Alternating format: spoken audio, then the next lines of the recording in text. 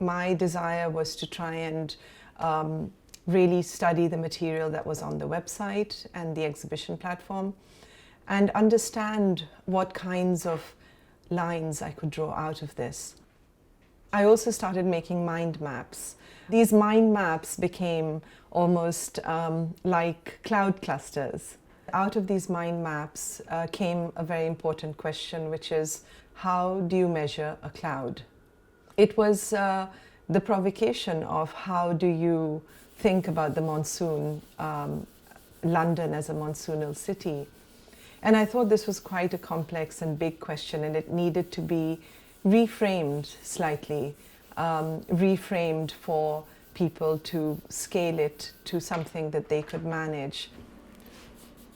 Then I started also very intuitively wanting to make the map of London. And so these watercolors, these water maps began. I'm excited about the water maps because of the way that I filmed making them. So it's not about a finished product, but it's about a process of thinking how the medium of water floods a page and slowly over time, dries into this kind of shell or this map. The residencies really enabled me to look at the ground under my feet and to think about London more closely and to scrutinize the kinds of archives that exist here, but also the legacy of connections that one can pull out from London to South Asia.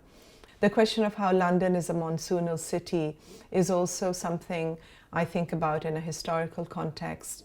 And this fascination of the British Empire wanting to really think about how the monsoon can be predicted, how it can be controlled. And of course, the monsoon defies modeling, so this was a very difficult task.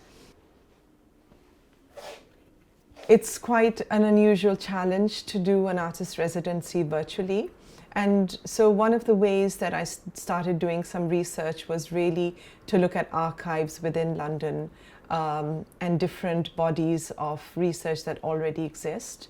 This project was very much about unpacking this archive of weather history and really thinking about it as a South Asian woman, as a person who wants to perhaps take ownership of that history and also find how do these archives, how do we make them live, how do we reimagine them, how do they translate for us as social documents of history rather than analytical data. The Monsoonal Multiplicities platform gives me something really precious, which is the coming together of two very different kinds of information. One is the scientific knowledge that's produced out of this research project, which in a sense I would call a fast technology, and the other is this everyday analog, slow technology of people's lived experiences.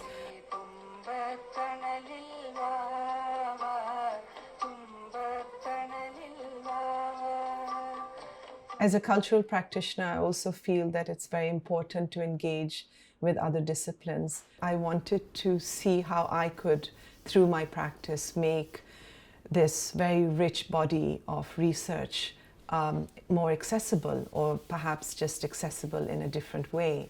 An important thing that I learned from Monsoonal Multiplicities platform is the fact that we can learn from the global south. So the solutions, the processes, the sustainable ways of living that people adapt and adopt in their lives is something that I think continues. There's a kind of tradition of living with climate, with weather conditions, and using those conditions to kind of move through your space. So I think that is something very precious that this platform gives us.